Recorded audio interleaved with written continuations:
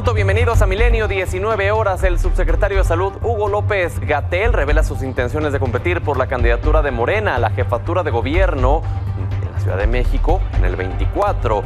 Platicamos con él aquí en Milenio, 19 horas. Uriel Carmona sale del penal del Altiplano. El presidente López Obrador reprocha al Poder Judicial la liberación del fiscal de Morelos. Migrantes protestan frente a las oficinas del Instituto Nacional de Migración en Tapachula, Chiapas. Reclaman lentitud en los trámites con las autoridades.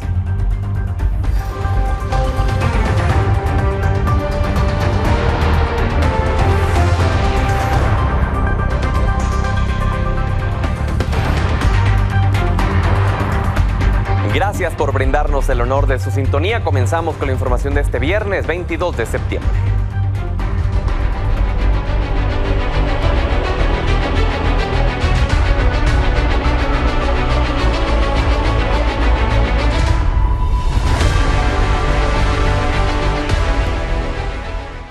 Ya me han notificado algunos que van a retirarse. Considero que son como 8 o 10. Me dijo el doctor López-Gatell. No sé, pero yo creo que ya él va a despedirse en momentos muy difíciles. En el caso de Hugo López-Gatell, aquí dando la cara, y un profesional pues de primer orden, un buen servidor público. Por ejemplo, el caso de Rocío es de dominio público, ¿no? Ya está terminando, y si ella tiene ese propósito, pues adelante, que le vaya muy bien, es de primera. ¿Tiene una opinión sobre las aspiraciones de Manuelita Obrador? Sí, tengo opinión, de que no debe de participar. De esta manera, el presidente López Obrador dio a conocer que entre 8 y 10 funcionarios de su gabinete ya le externaron su decisión de separarse de sus funciones para buscar un cargo de elección popular el próximo año. Como ya lo escuchamos, no mencionó todos, pero confirmó que entre ellos está el subsecretario de Salud, Hugo López-Gatell, quien dio a conocer hoy sus aspiraciones para ir por la jefatura de gobierno, así como la secretaria de Energía, Rocío Nale, quien iría por Veracruz. Señaló que los funcionarios que se irán son buenos servidores públicos. Incluso señaló que si no son electos tienen las puertas abiertas para regresar al gobierno. Además, externó su rechazo a la aspiración de su prima, Manuela Obrador, quien busca la candidatura al gobierno de Chiapas. Pero sin duda destacó el perfil del subsecretario de Prevención y Promoción de la Salud, Hugo López-Gatell. Hagamos un repaso de quién es él. Es médico cirujano, especialista en medicina interna, maestro en ciencias médicas y doctor en epidemiología. Ha tenido varios puestos directivos en el Instituto Nacional de Salud Pública, además de haber sido director general adjunto de epidemiología en la Secretaría de Salud, donde fue clave para combatir la crisis por la influenza H1N1 en 2009. También diseñó y condujo la reforma para modernizar el Sistema Nacional de Vigilancia Epidemiológica, el SINAVE. Además, se ha dedicado a la docencia y la investigación, pero sin duda el trabajo que más lo catapultó, lo puso en el ojo público, fue estar al frente de la estrategia del combate a la pandemia de COVID-19 en nuestro país.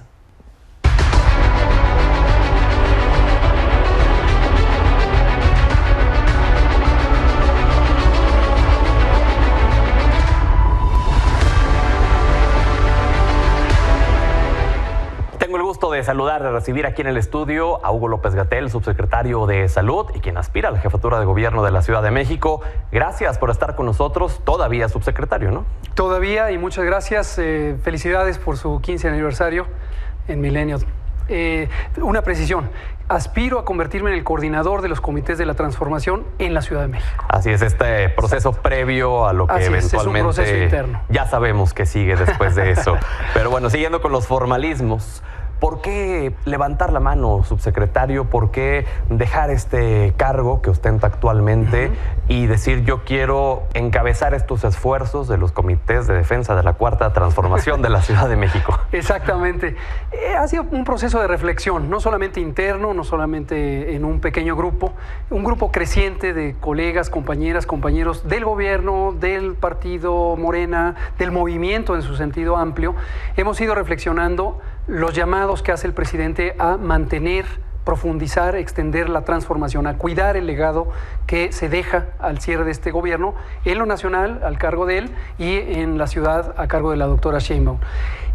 Consideramos que es importante que quienes tenemos alguna capacidad o diversas capacidades, producto de nuestra historia, de nuestro trabajo, y que la ejercimos durante este primer gobierno, pensemos más ampliamente qué otras posibilidades tenemos de contribuir. Y ahí fue donde se me ocurrió acercarme al presidente, plantearle el balance, exponérselo, y su respuesta fue muy positiva. Me dijo, adelante, un poco en la lógica esta del relevo generacional y de mantener viva la pasión social, el entusiasmo social, como él le llama, que lo hiciéramos. En su momento me mandó con la doctora Sheinbaum una recepción formidable, camarada, amiga de muchísimos años, y me dijo, participa, es muy importante. Que tengo entendido, ustedes se conocen desde el movimiento estudiantil de los 80, ¿no? Efectivamente. A mí me tocó la fase ya posterior a la primera huelga de los años 80, en 86-87, el Consejo Estudiantil Universitario, al que orgullosamente contribuimos, y en esa segunda, terceras fases, en donde seguimos defendiendo la educación pública, la educación gratuita, una educación incluyente, nos tocó convivir y ser camaradas del mismo movimiento y de la misma corriente de pensamiento. Al punto que estaban en las noches trabajando en documentos. Nos tocó, todo, yo conocí, ¿no?, la casa de la doctora, bueno, de Claudia, junto con varios otros compañeras y compañeros, haciendo documentos, planeando las siguientes actividades, las marchas, las propuestas, las fórmulas para el Consejo Universitario, todo eso lo hicimos. ¿Y cómo percibió usted a Claudia Sheinbaum cuando le notificó su intención? Muy bien. Muy bien. Vi, pues, desde luego hay virtudes que no se borran nunca. Una mujer serena, una mujer sensata, inteligente, generosa, visionaria, que me recibió muy bien a los prácticamente horas de que pedí la cita. Y me dijo, adelante, tienes que participar, esto es importante para el movimiento, es el espíritu de nuestro movimiento, hacer cada vez más dinámica la participación. Y me dijo, si ganas, qué bien. Ella, desde luego, igual que el presidente, no se inclina en la balanza por nadie, pero dijo, si ganas podremos trabajar juntos, si no ganas, seguirás trabajando para el movimiento. ¿Qué sigue respecto a su cargo? Porque la naturaleza del mismo lo obliga a que renuncia.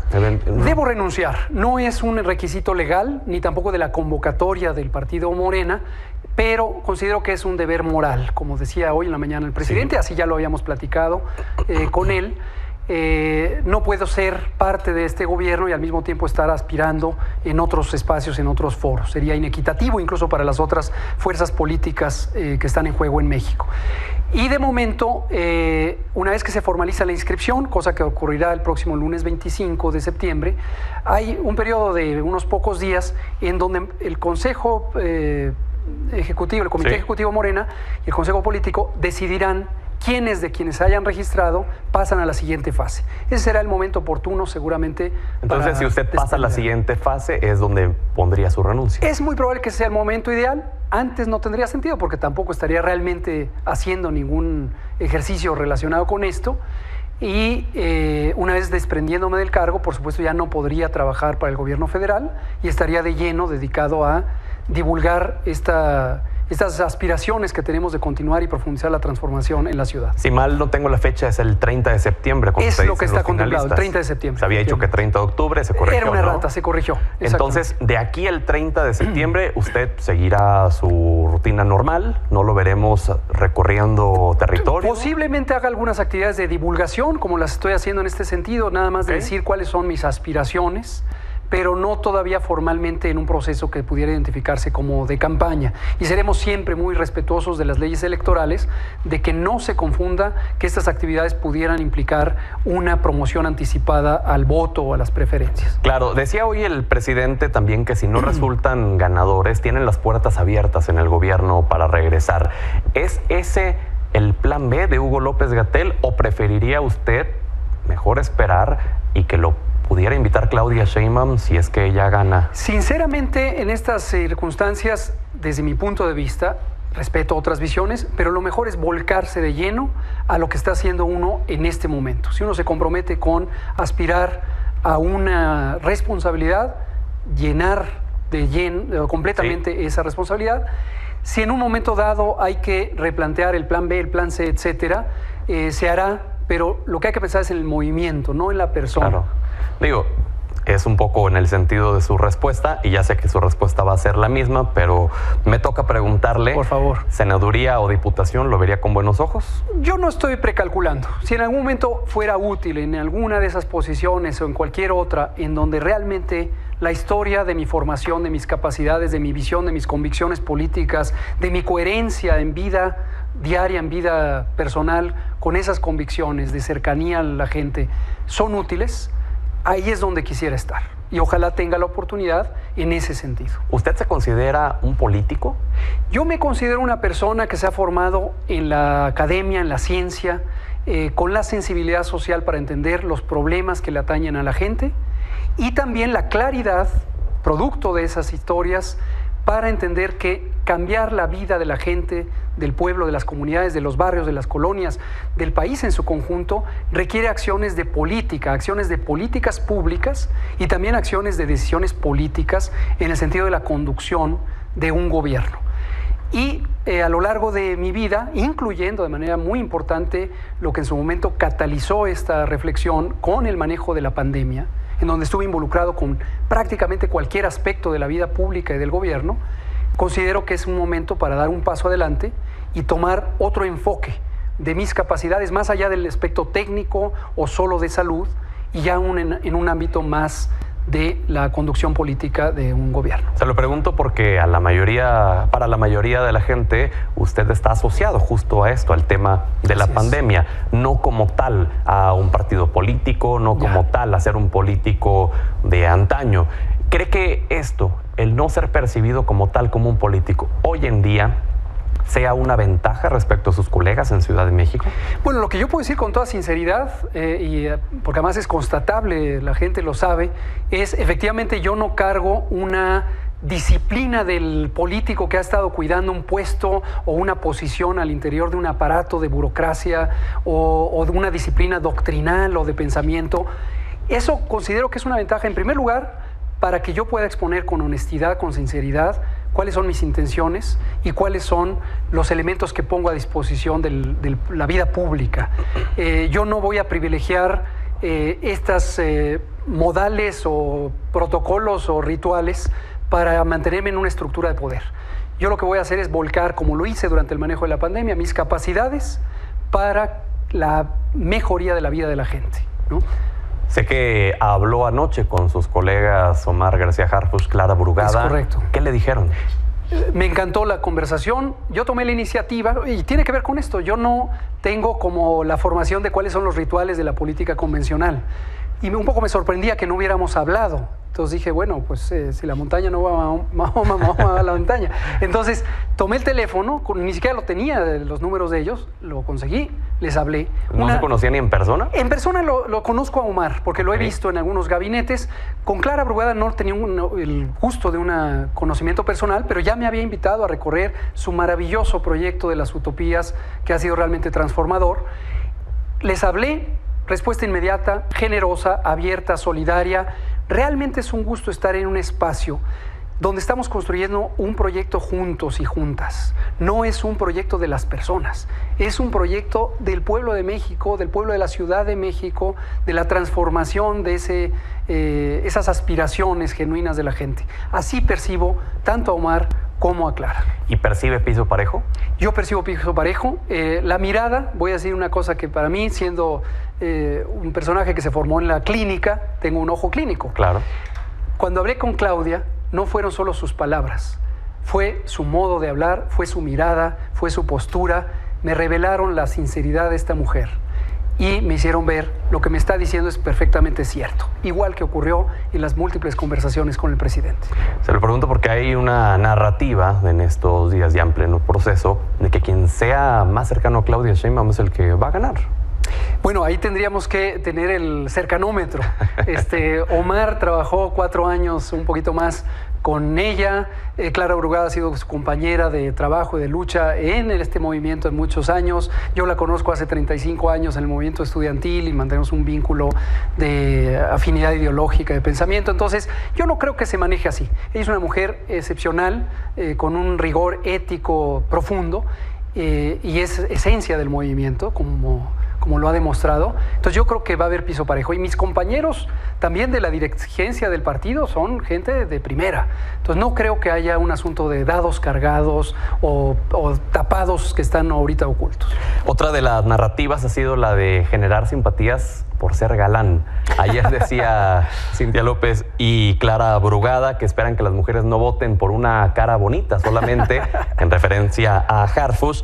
Pero pues usted también tiene su buen pegue, lo vimos a la llegada también aquí al estudio. ¿Qué opina de esto? No, yo no me fijo en esas cosas. Omar es bien parecido, yo creo que Clara es una mujer hermosa también. Yo creo que lo importante es la hermosura que uno pueda reflejar en su pensamiento, en la transparencia de su pensamiento y del corazón por trabajar por una causa social. Lo demás son solamente adjetivos. Subsecretario, le preguntamos a la gente, les pedimos que hicieran preguntas para usted. Si nos permite, podríamos leer algunas por favor de ellas. Dice Néstor Cortés, ¿qué opina de las difamaciones y declaraciones en contra de su trabajo en el gobierno? Ya lo hemos comentado, pero con gusto lo comento aquí otra vez.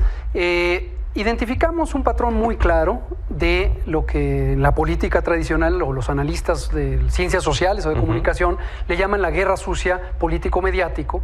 Es una serie de construcciones de origen ideológico, generalmente atribuible a los grupos de poder, sobre todo poder económico, que no quieren perder privilegios. En el caso mexicano es clarísimo, son los que nos mantuvieron en un estado de corrupción, de concentración de la riqueza, de pérdida de oportunidades, de deterioro de la seguridad pública durante casi 40 años.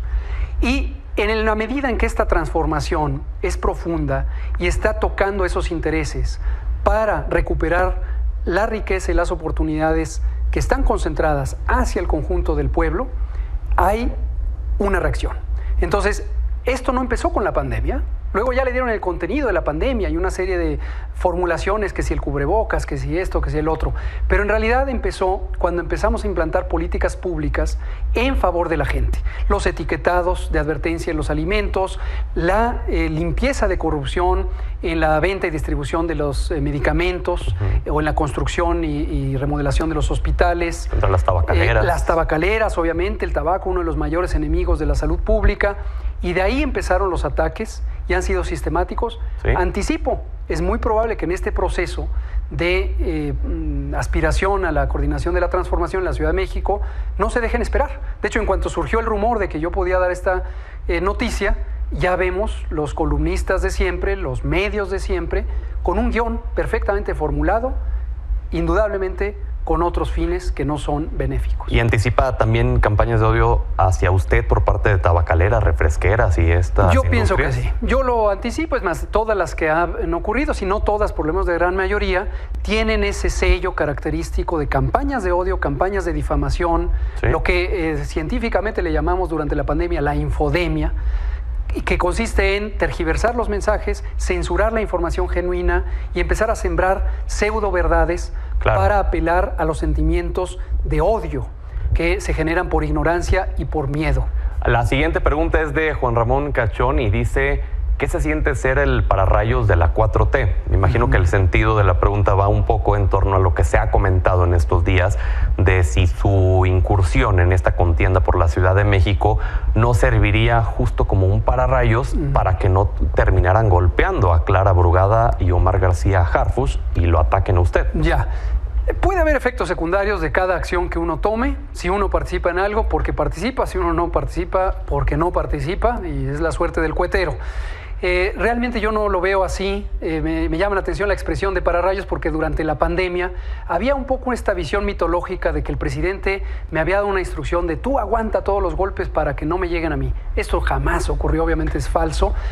Y yo lo que pienso es que cuando uno está entrenado formalmente, como lo estoy en el campo de la medicina, en el campo del manejo de las emergencias, en el campo de la salud pública, y que finalmente se convierte en un entrenamiento de gobierno, es inevitable que haya golpes y ataques, y uno está emocional, psicológica, intelectualmente preparado para luchar y trabajar por una causa superior, que no es ni siquiera el gobierno, no es ni siquiera una identidad político-partidaria, es la gente.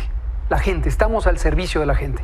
Todo lo demás son efectos secundarios. Y en esta última fase de esta dinámica que traemos, queremos conocer a su persona, a Hugo López-Gatell. Con gusto. Entonces, para Hugo López-Gatell, ¿cuál ha sido el momento más difícil de su vida? Yo considero que el desafío más grande que he vivido hasta ahora ha sido el manejo de la pandemia de COVID-19. Desde luego tenía otras experiencias, el manejo de la pandemia de influenza en el 2009, que me tocó en otro nivel, un nivel técnico en la vigilancia epidemiológica. Otras adversidades de vida, seguramente como todos y todas los hemos tenido, la pérdida de familiares, etc. ¿Usted perdió familiares en el Definitivamente. COVID? Yo perdí familiares directos, tíos y también amigos cercanos. Yo mismo estuve con COVID, estuve hospitalizado. Mi compañera y mamá de mi hija estuvo hospitalizada al mismo tiempo que yo. Es decir, fue un asunto que nos golpeó a todos. Claro. Entonces, la pandemia de COVID sí representa a mis 54 años actuales, 51 cuando empezó la pandemia, sí representa el reto, el desafío más grande que he tenido, del cual siento una gran satisfacción de haberla enfrentado con serenidad, con claridad y con una dirección hacia el bien público. ¿Y su momento más feliz de la vida? Bueno, yo vivo feliz. Todos los días. Yo tengo un vicio de ser sistemáticamente optimista. Creo en la gente, creo en la palabra de la gente, creo en el espíritu bondadoso que reside en el interior de cada persona. Las personas que actúan mal no es porque sean esencialmente malas, es por la circunstancia que han vivido. Okay. Yo parto de ese principio y entonces busco encontrar esa faceta de bondad que está en el interior de cada gente y cuando conecto con ella, empiezo a sentir un gran regocijo. Y dos, pero muy rápidas, por favor. Y la respuesta también concreta, por favor. ¿A qué le teme Hugo López-Gatell?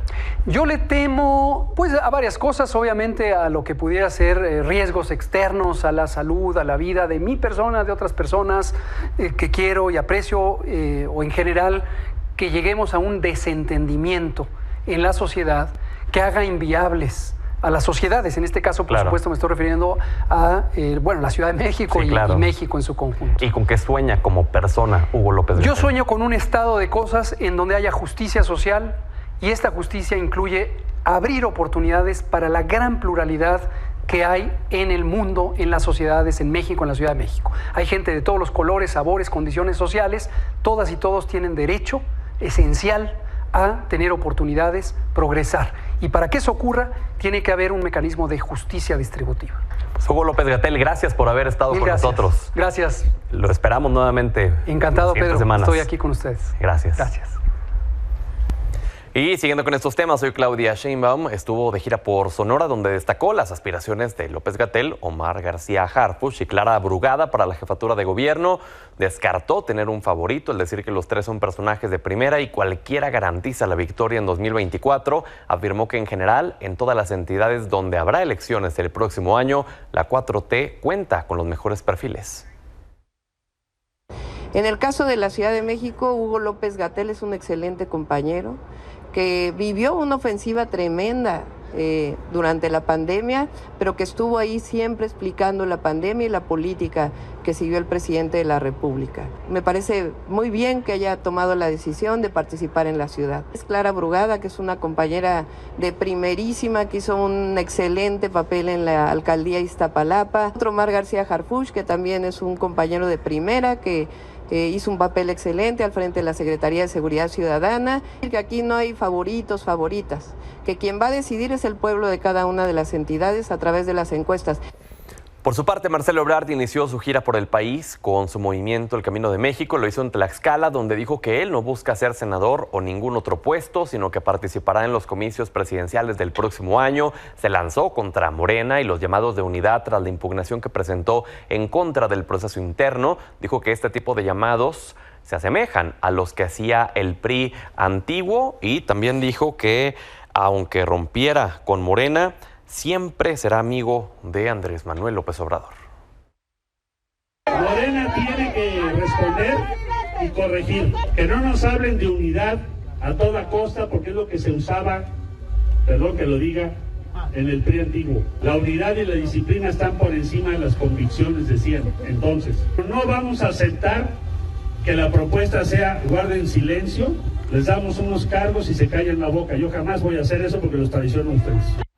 En otra información, esta mañana el fiscal de Morelos, Uriel Carmona, abandonó el penal del Altiplano en el Estado de México luego de que ayer un tribunal federal ordenara su libertad por cuarta ocasión tras imponérsele prisión preventiva por el delito de tortura en contra de Luis Alberto N., alias El Diablo.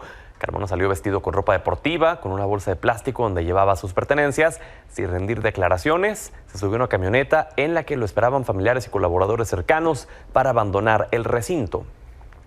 Hubo reacción ante esto del presidente, arremetió contra el Poder Judicial al señalar que protege a Carmona y acusó que el funcionario mantiene influencias en los tribunales. También habló sobre la libertad condicional que se le otorgó al abogado Juan Collado, quien estuvo 4 años en prisión. Dijo que, aunque desconoce los motivos de esta resolución, posiblemente se deba a su influyentismo y aclaró que ante este tipo de casos es necesario reformar al Poder Judicial.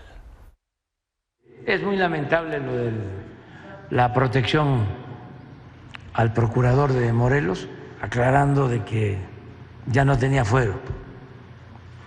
Pero qué influencias del procurador, porque un juez y otro y otro y otro. Había consigna. Lamentable la actitud del Poder Judicial. Cambiamos de información. Esta mañana migrantes cubanos y venezolanos protestaron al exterior de las oficinas del Instituto Nacional de Migración ubicadas en Tapachula, Chiapas, argumentando una lentitud en los trámites migratorios para poder continuar con su viaje rumbo a Estados Unidos, mientras que la Comisión Mexicana de Ayuda a Refugiados amaneció abarrotada con cerca de 4,000 migrantes que esperan obtener una residencia temporal, por lo que la Comar informó que sus oficinas serán reubicadas la próxima semana a las instalaciones del Parque Ecológico de Tapachula. Por cierto, en México, por primera vez en la historia, las detenciones de migrantes de Colombia y Brasil superaron a las de las personas provenientes de Centroamérica.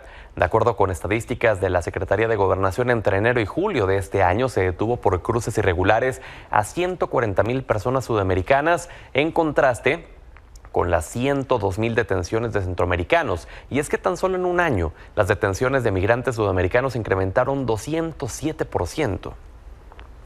Y justamente el Instituto Nacional de Migración y Ferromex acordaron realizar 15 acciones conjuntas para evitar que los migrantes arriesguen su vida o fallezcan al intentar cruzar la frontera norte, así como atender las necesidades en las rutas ferroviarias. También indicaron que establecerán gestiones con los gobiernos de Venezuela, Brasil, Nicaragua, Colombia y Cuba para recibir a sus connacionales, además de que rentarán un inmueble para suplir la estancia migratoria de Ciudad Juárez, incendiada el 27 de marzo para la atención de extranjeros. Justamente hablando del incendio en la estación migratoria de Ciudad Juárez, hoy el comisionado del Instituto Nacional de Migración, Francisco Garduño, acudió a la audiencia donde solicitó un juez que el proceso penal iniciado en su contra por ese caso se concluya pagando 468,000 pesos para cubrir los daños que presentó el inmueble. Sin embargo, fue rechazado, mientras que la defensa de 7 víctimas y abogados de la Comisión Ejecutiva de Atención a Víctimas pidieron una reparación integral con perspectiva en derechos humanos. Por su parte, Garduño dijo que dicho requerimiento no le corresponde a él y aclaró que presentará un recaudo legal. Vamos a la pausa, pero antes, como cada viernes, lo dejamos con el senador con licencia de Morena, Ricardo Monreal, en su sección Antilogía, hablando justamente sobre el tema de la migración.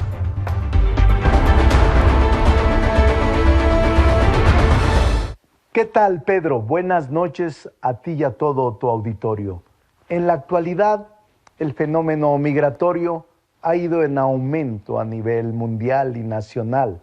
Familias enteras, mujeres, menores de edad sin acompañamiento, emprenden largos caminos en busca de mejores opciones, enfrentando la irregularidad de las rutas que transitan y en ocasiones arriesgando su propia vida.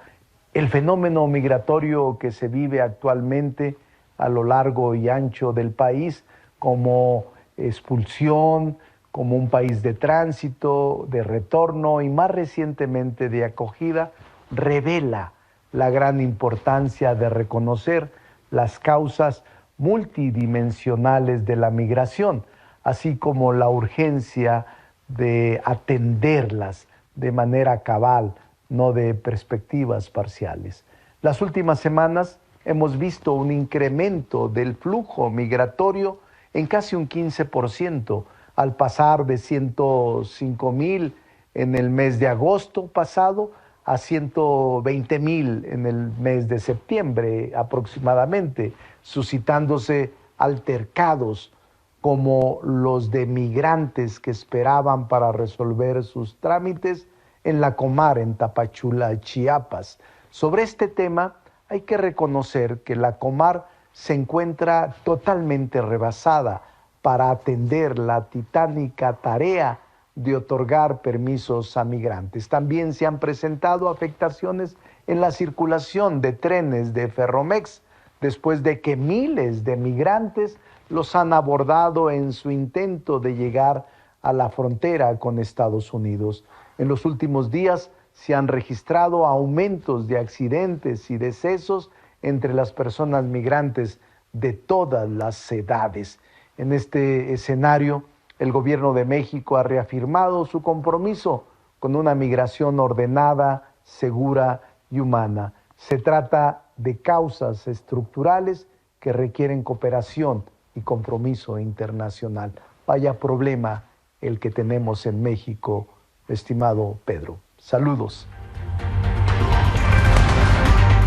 Este viernes el sindicato estadounidense United Auto Workers amplió la huelga automotriz luego de que 38 centros de distribución de las compañías General Motors y Stellantis frenaran sus operaciones en 20 estados, sumándose a los 12,700 trabajadores de Missouri, Michigan y Ohio, que desde hace una semana piden un aumento salarial del 40%, mejoras en las prestaciones laborales. Sean Fein, líder de United Auto Workers, advirtió que otros 146,000 miembros del sindicato que trabajan en las 3 de Detroit podrían unirse a la huelga si no se alcanzan nuevos acuerdos con las compañías.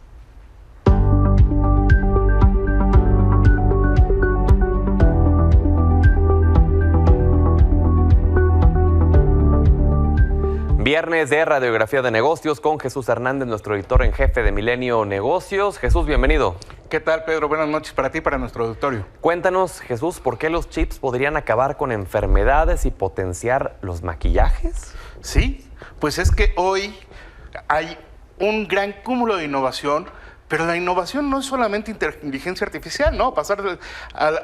Cuando surgió ChatGPT parece que todo se convirtió en inteligencia artificial, cuando en realidad mucho de la innovación está ocurriendo en las empresas, en las industrias, y ahí es donde nos encontramos con pues justo con este interrogante, ¿no? De si los chips, los biochips, pueden cambiar, acabar con las enfermedades, transformar industrias enteras como la cosmética, y esto gracias a los Human on a Chip, que quiere decir órganos en un chip.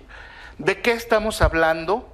Estamos hablando de sistemas de cultivo celular que simulan un órgano humano, que de hecho son de materia humana, a una escala micrométrica y que se usan básicamente para hacer pruebas de laboratorio. Como lo vemos en el gráfico, bueno, pues estos sistemas se obtienen del cuerpo humano, son células humanas, que bajo técnicas como bioimpresión, el cultivo de celular, estos cultivos como de laboratorio en un fractal de vidrio y demás, o como tecnología de fluidos, de líquidos, ¿no?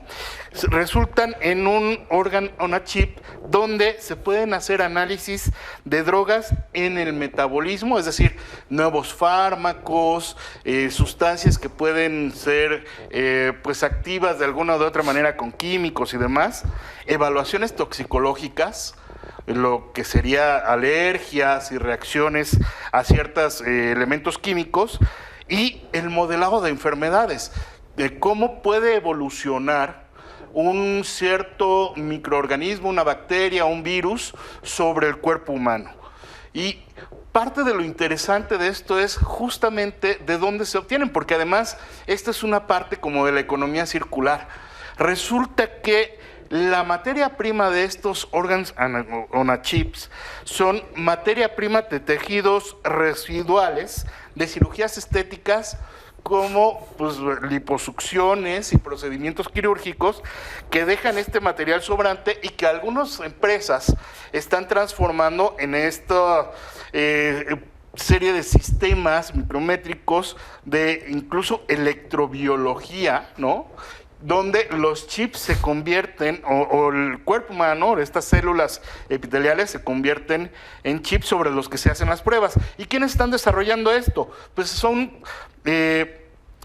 empresas como Emulate Inc., que lleva 12 rondas de inversión y que ya acumula un capital de $227.17 millones. Otara Biosystems, que lleva 7 rondas y $21.5 millones. Axosystem, que lleva 6 rondas y 9.67. Y Organovo, que lleva 2 rondas, pero ya suma $3.5 millones. Estas compañías están captando millones de dólares de fondos. Esto porque, si bien el consumo que antes se hacían pruebas en animales, se hacían pruebas en humanos, estaba, digamos que visto como un proceso natural de la industria, hoy lo reprueba. Sí, claro. Y por tanto... Hubo campañas muy duras incluso, en donde ponían a un conejito, no sé si te acuerdas, claro, bien feliz al inicio, y después de las pruebas cosméticas que le hacían, cómo terminaba todo mal. Dañado. Y esta crueldad que se fue dando y se fue mostrando en documentales y demás es lo que impulsó a muchos laboratorios farmacéuticos, a una gran cantidad de empresas como las cosméticas, a dejar de lado las pruebas en animales y empezar a usar esta tecnología. Y por eso los fondos de inversión le están metiendo estas sumas millonarias, porque además este mercado está creciendo 30% anual. Veíamos la gráfica de las inversiones en millones de dólares. Ahí la tenemos. Ahí la tenemos. Vemos cómo ha crecido de 2017 prácticamente de manera exponencial hasta llegar ahora a casi $450 mil millones hacia, esta es una proyección, hacia 2030. Estamos hablando de que crecerá algunos años 28, 27, 29, 30%, pero esta industria va cada año a ser un tercio más grande y, por supuesto, va hacia todos estos rubros que van. Una gran aplicación va a ser hacia la cosmética, otra hacia los nuevos fármacos y la más importante, quizás la menos, donde va a haber menos retorno de inversión inicial, que es la cura de enfermedades. Ahora, nosotros llegamos a esto porque pudimos ver que en Latinoamérica, a pesar de que estas tecnologías son de países avanzados, hay compañías como Natura que ya le están invirtiendo a esto desde hace algunos años y que, como se puede ver en la gráfica, ¿no?, en años como 2020, cuando compraron a Avon, pues invirtieron prácticamente 32 mil millones de dólares, y que ahora ya están invirtiendo más de esa cantidad en investigación y desarrollo para justo estas técnicas donde en sus laboratorios hacen impresión de 3D sobre piel y hacen pruebas de cosméticos, y esto sin duda va a modelar el futuro de lo que usemos, tomemos para curarnos, o incluso de lo que va a determinar si morimos o no de cierto mal. Y bueno, la historia completa, por supuesto, la vamos a traer mañana en la edición impresa y en web de Milenio. No nos la perderemos. Gracias, Jesús. Gracias, como siempre, un placer estar aquí con tu auditorio. Vamos a la pausa, ya regresamos.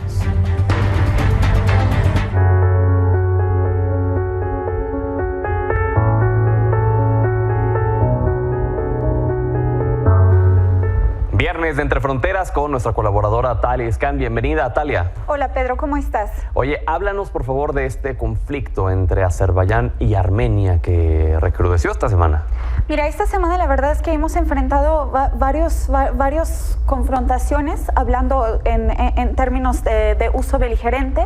Mira, en el inicio de la semana vimos que los separatistas armenios en el territorio de Azerbaiyán plantaron minas. ¿Te acuerdas cuando aquí habíamos hablado justo de peligro de las minas y todo el proyecto de desminación en la región de postconflicto Karabaj? Entonces, otra vez, pues posterior a la campaña de difamación contra de Azerbaiyán y posterior a justo todo el discurso de malnutrición que según los separatistas se estaban muriendo, pues de repente confirman ese ataque y luego Azerbaiyán decide hacer una operación antiterrorista local en su territorio. Entonces eso es cuando todos los medios occidentales empiezan a generar ese discurso de uso de armas, de si es una guerra, etcétera, cuando ante derecho internacional, pues es todo el derecho de Azerbaiyán a hacer esa operación en su territorio, pues justo para liberar el territorio de los separatistas que están allá de una manera ilegal desde hace muchos años, violando la declaración trilateral que fue firmado entre Rusia, Azerbaiyán y Armenia posterior a la Segunda Guerra de Karabaj. Y luego, ¿qué pasa? En 23 horas los separatistas se rendieron, Pedro. Entonces, ahorita justo Azerbaiyán busca hablar con la población local armenia de esos territorios para dar el seguimiento al proceso de reintegración, tal como habíamos hablado anteriormente aquí, pues todo el proceso de reconstrucción de Karabaj, reintegración de los pueblos y también asegurarse que de los separatistas, terroristas, salgan de esa región. ¿Qué puede venir luego de esto? Pues la verdad es que yo creo que el conflicto ahorita está acabado. Estamos hablando de 32 años de sufrimiento, de ocupación de armenio en el territorio azerí, y esto incluyendo fuerzas armadas de Armenia en el territorio de Azerbaiyán ante derecho internacional público. Entonces yo creo que sí, ahorita lo que sigue es una reintegración de esos pueblos para que estos pueblos tengan pasaporte azerí, para que estos pueblos respeten a la constitución azerí y que ya no hayan fuerzas armenias allá. Y aparte es muy irónico porque justo hace semanas, según estaban muriéndose de hambre, entonces resulta que sí tenían gasolina para tener tanques y justo estar en esas acciones de contraataque, pero en 23 horas se rindieron. Ahorita lo que sigue es complejo porque estamos enfrentando una propaganda occidental también, pues Francia quiere como adoptar discursos en contra de Azerbaiyán, quiere como todavía generar como mala fama de Azerbaiyán y apoyar directamente al régimen separatista porque pues le conviene que haya un conflicto armado allá para sacar a Rusia. Exacto. Oye, y hablando justo de Rusia, estuvo ayer Zelensky con Joe Biden en Washington, en la Casa Blanca. ¿Cómo lees tú este encuentro? La verdad es que bastante interesante. Yo creo que hay que tomar en consideración el discurso de Zelensky en la Asamblea General esta semana. Fue bastante interesante cómo sacó el tema de la no proliferación de armas nucleares y él solito dijo, nosotros como Ucrania, nosotros ya renunciamos nuestros poderes nucleares y por qué Rusia no lo hace, que es una amenaza, pero es bastante hipócrita ese discurso cuando colabora con Estados Unidos, que es uno de los países más poderosos que poseen armas nucleares, que sigue con estas inversiones y tiene muchas políticas inconsistentes ante los proyectos de no proliferación en términos legales. Entonces, claramente hay un acercamiento, hay otros negocios de armas. Estados Unidos va a mandar otro paquete bastante cargado y pues allá Zelensky está feliz, pero claramente la guerra allá sigue y yo creo que es una amenaza a nivel regional para la población local, no únicamente los ucranianos, sino también las personas que están en las regiones alrededores.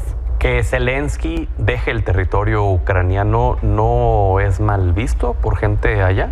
Pues la verdad es que es una controversia. También ha estado este año en la Asamblea General. Entonces yo creo que es una cuestión técnica. Yo no diría que se tiene que ver mal o se tiene que percibir mal que Zelensky haya dejado su territorio, porque a final de cuentas es como un actor. O sea, no importa si está en su territorio o no, él está siendo parte de una campaña de mercadotecnia y pues claramente está siendo apoyado por estos países como Estados Unidos, como Francia, como la Unión Europea. Entonces, para mí no fue un símbolo tan drástico. Oye, ¿y del lado de Putin qué ha pasado esta semana? Pues del lado de Putin, la verdad es que se siguen con una postura bastante firme. La semana pasada habíamos hablado respecto al acercamiento con el presidente de Corea del Norte. No hay avances al respecto, pero seguramente hasta final este año vamos a ver como reforzamiento de esas alianzas, nuevas alianzas. Y pues Putin simplemente, los rusos allá están, incluso vimos en la Asamblea General mientras que Zelensky hablaba, que pues ellos incluso como se voltearon y se mantuvieron igual de firme. Entonces yo creo que fue un momento muy simbólico y también como el equipo de media de Zelensky grabó la sala como si fuera mucho más lleno de lo que estaba. Pues bueno, Talia, como cada semana te agradezco que estés con nosotros. Muchas gracias, Pedro. Nos vemos la siguiente semana. Nos vemos.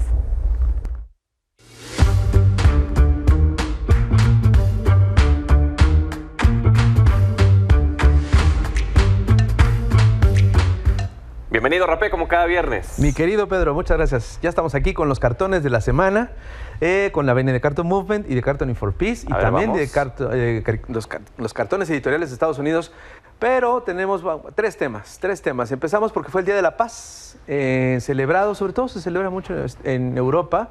Osama Él es muy Hayat. bueno siempre. Él es muy bueno. Mira nada más la ramita de olivo. Es otro cartón de concurso. Sanuni Imad de Marruecos nos regala también este cartoncito, donde, bueno, ya ves dónde hace su nidito. Sí. Vaya, no necesita explicación.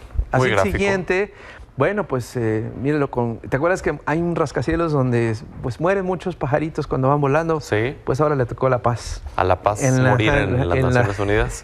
Sí, vámonos con otro. ¿Te acuerdas lo que está pasando ahorita en Italia con la isla esta donde metieron a los refugiados? Sí, 7,000 claro, sí, refugiados en una semana. Bueno, pues aquí vemos a la presidenta de la Unión Europea, Úrsula se llama, creo, y así pasamos al siguiente, que es el mismo tema, el de Lampedusa. Lampedusa se llama la isla, exactamente, es lo que está haciendo. Ramsés desde Suiza nos manda este cartón y vemos el que sigue, ya cambiamos de tema con lo que pasó lamentablemente en Libia. Sí, claro. Esto es en Libia. Emad Hayat, desde Jordania, nos regala este cartón. ¿Qué tiene el centro? Es un tambo de petróleo. Es un tambo de petróleo. ¿No? Pues este rollo de que pues, por el calentamiento global es que se dan estas consecuencias. Incluso ahí arribita tiene también como... ¿Qué es? Es una criatura, creo que se está agarrando a su regazo. Ajá, exacto. Exactamente.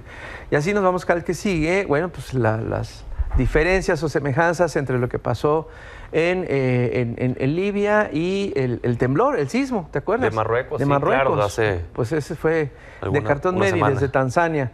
Sí, son cartones. También lo que pasó, Rahma desde Turquía nos regala este cartón que es muy fuerte sobre el sismo en Marruecos. La grieta que se Así hace es, en forma de exactamente, lo mismo. Marruecos y Libia, por favor, ayuda. Este cartón se llama así, se llama ayuda. Lunis desde Argelia nos regala este cartón. Tristeza. Rahma, otra vez. Con este cartón, con los colores de la bandera. Es muy penoso. Mira las manitas de las puntas de la luna. Y la estrella, sí. Ajá, exactamente. Y así es como, creo que tenemos ya, acabamos con los cartones. Y sí, o falta uno. Tenemos ya, acabamos, todo. Es todo.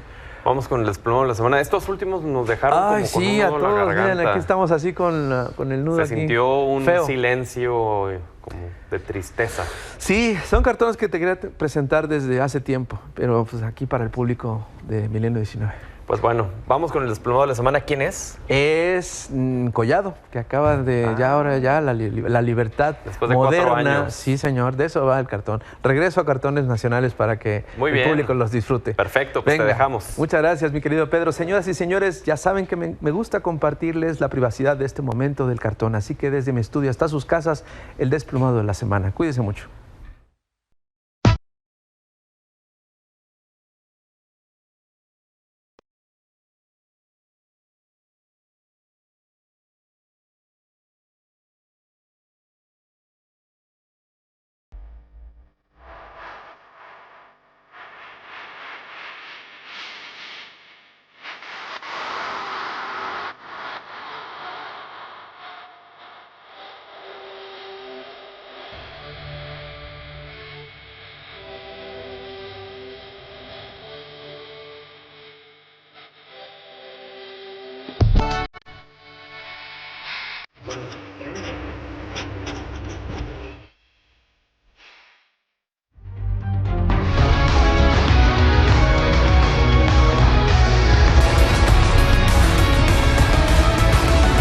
Minelli Ataide, buenas noches. Ya se viene el clásico regio, caray.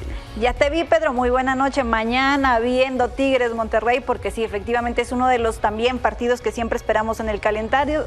21 horas con 5 minutos. Un duelo, Pedro, que matemáticamente sí luce parejo. ¿Por qué? Porque los felinos se ubican en el cuarto lugar de la clasificación con 14 puntos y abajito está Rayados con 13 unidades, aunque con un partido menos. Lo que sí es que para este duelo Monterrey, ahí te tengo malas noticias, no contará con un centro delantero, pues tanto Germán Berterame como Rogelio Funes Mori están lesionados, así que todo indica que Jesús el Tecatito Corona podría ser ese elemento que se sume al ataque. Vamos a ver mañana cómo viniendo de plantea el Tano. atrás, con el balón a profundidad, al espacio, así mero, no pasa nada. Pues vamos a ver si les alcanza con el Tecatito Corona. Y con Canales. Y con Canales, que Canales también toda la semana estuvo en duda porque traía molestias musculares. Así que ojalá y eso no le llegue a cobrar factura también a Monterrey, porque sí tiene lesionados. Así es que Tano no va con equipo completo, a diferencia de Tigres, que sí tiene ya a todos sus jugadores. Y vamos a ver rápidamente, Pedro, cómo llegan estos equipos al Clásico para que estés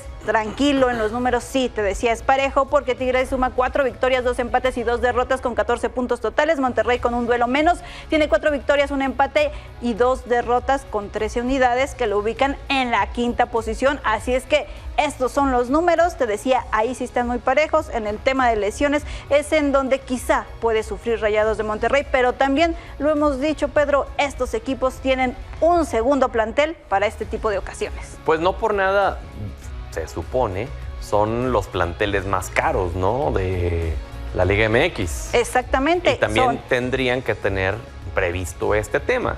Y lo tienen, bueno, Tigres, Monterrey, el América, son los equipos que esté quien esté, realmente traigas a uno de la banca, pues se ven igual como si estuvieran los titulares, ¿no? Y a ver si Marcelo Flores ya se acostumbró al balón de la Liga MX, ¿no? Híjole, ahí creo que le va a costar un poquito de trabajo en el tema de Marcelo Flores, que lo vimos todavía como un poco acelerado, ¿no? Seguramente le costará la adaptación. Es diferente, Pedro, porque nunca había estado en un equipo de primera división, de máximo nivel, y obviamente, por mucho que hayas estado en Europa, estuviste en divisiones inferiores, hoy estás en una primera división y la exigencia será totalmente diferente. Muy bien, gracias, Minelli. Muy buena noche. Que ganen los Rayados. Nos despedimos. Gracias por habernos brindado el honor de su sintonía. Hasta el lunes.